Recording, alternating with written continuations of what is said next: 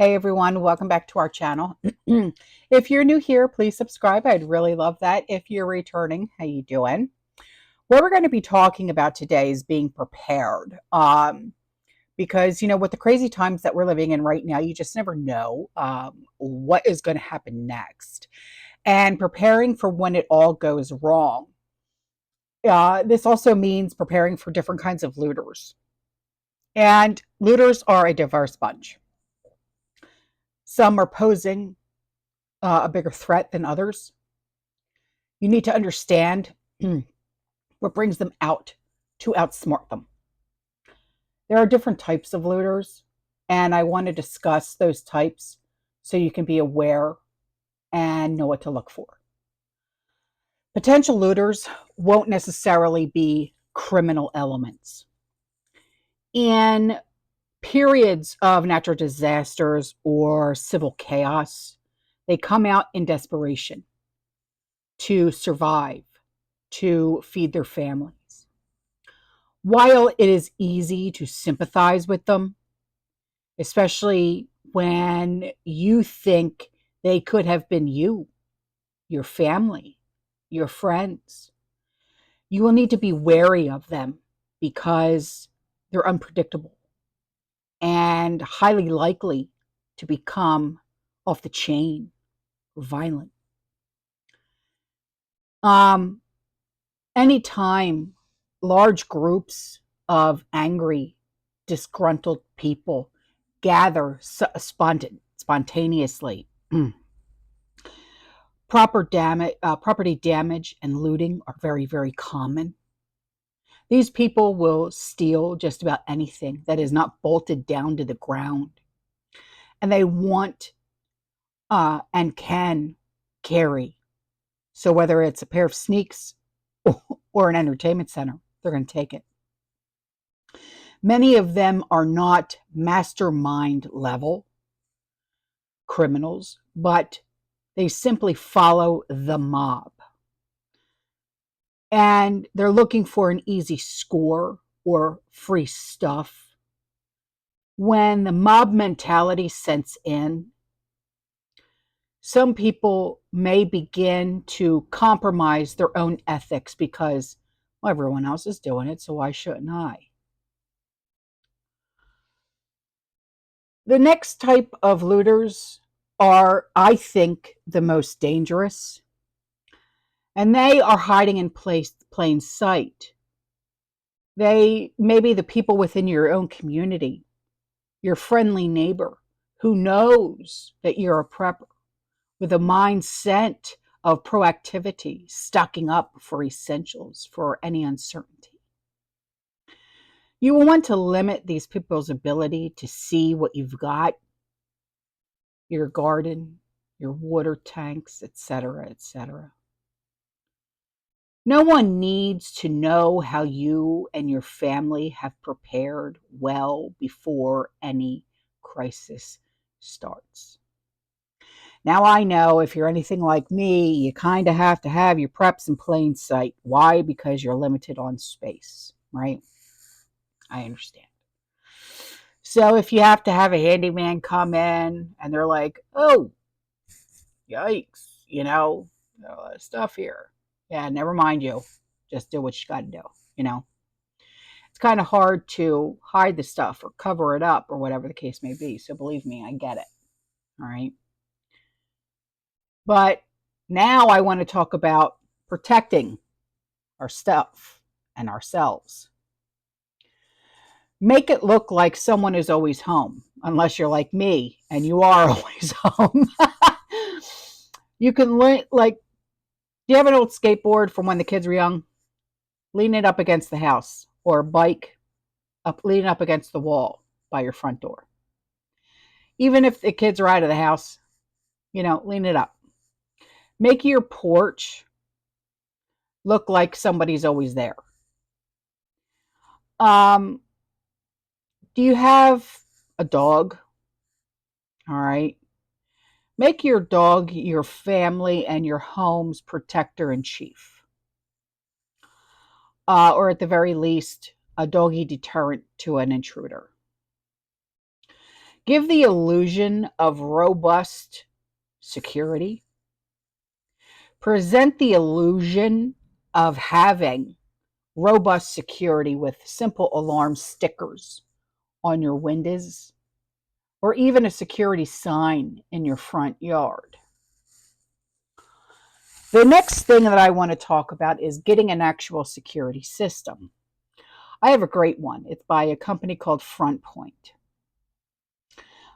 There's a wide selection of battery-powered, solar-charged, wireless intruder alarm systems that require no batteries, no power, no nothing.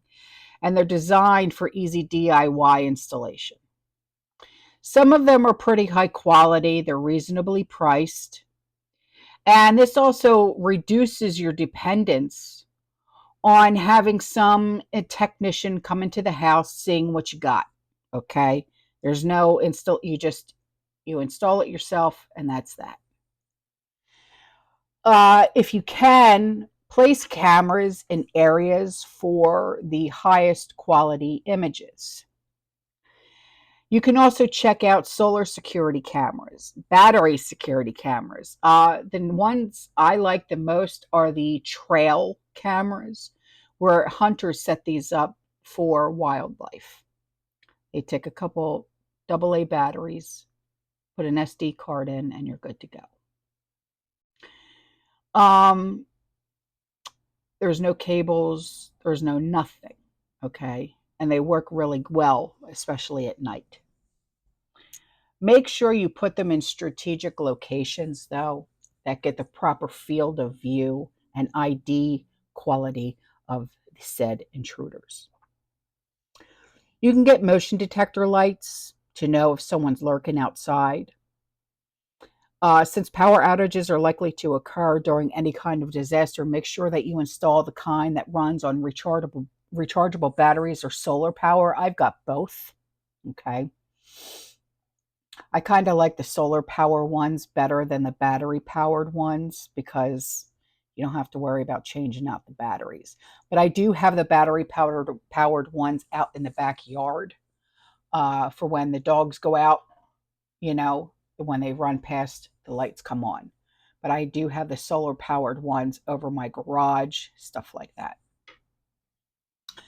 Always keep the side garage door, not the big garage door, but the side garage door locked just to be safe.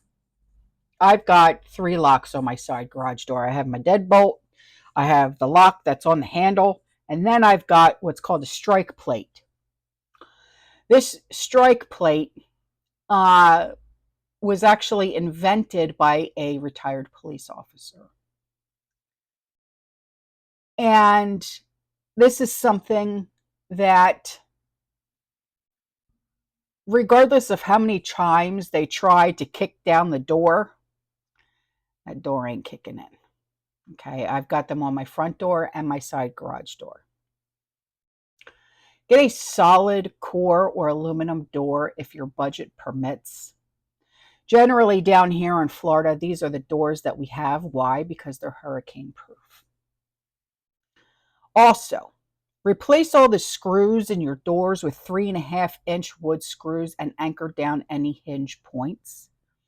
Then move to the other side of the door and replace the striker plate with all the screws holding the lock in place with 3.5-inch wood screws to reinforce the integrity of all things that are keeping people out.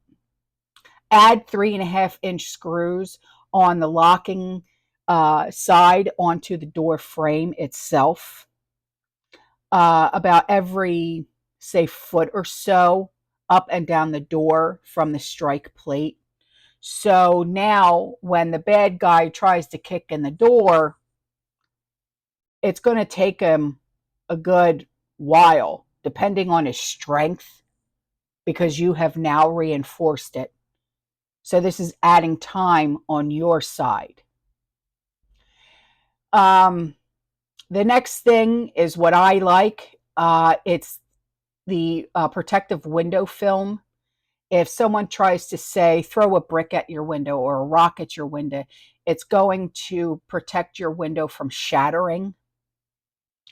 The films are sold commercially. You can get them at Home Depot. You can get them on Amazon. You can get them at Lowe's. I think even Walmart sells it.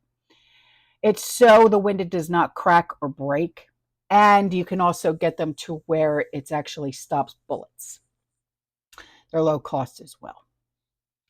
So prepare what I like me and Sean actually on like your nightstands. Okay, we actually both have this a tactical nightstand.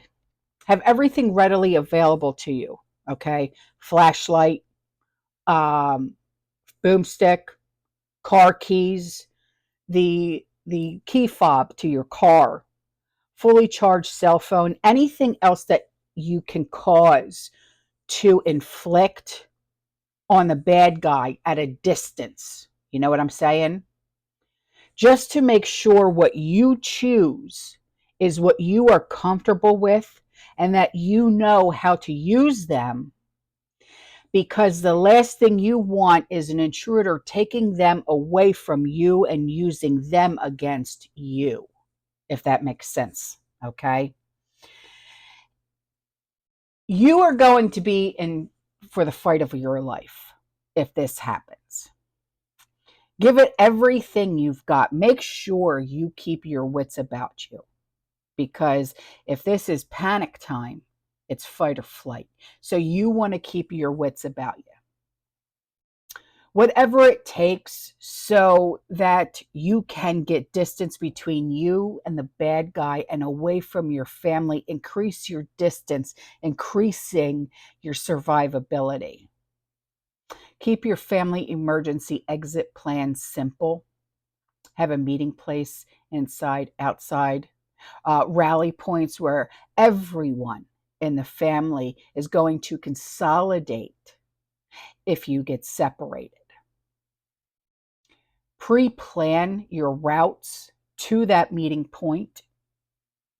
Agree on primary, secondary routes to your designated rally points, which sometimes include climbing out the window. No one likes the bad guy, the looter, okay? And hopefully you and your family never have to face this. I had to one time. Thank God we live in a stand your ground state. So harden your heart, harden your home, and be prepared to fight when necessary, because unfortunately it's coming down to that. And it stings to high heaven, man, that we live in a time like this, you know? All right, guys, I'm out of here. I will see you in the next one, okay? You stay safe, you stay positive, you keep prepping. And as always, fear less. Ciao.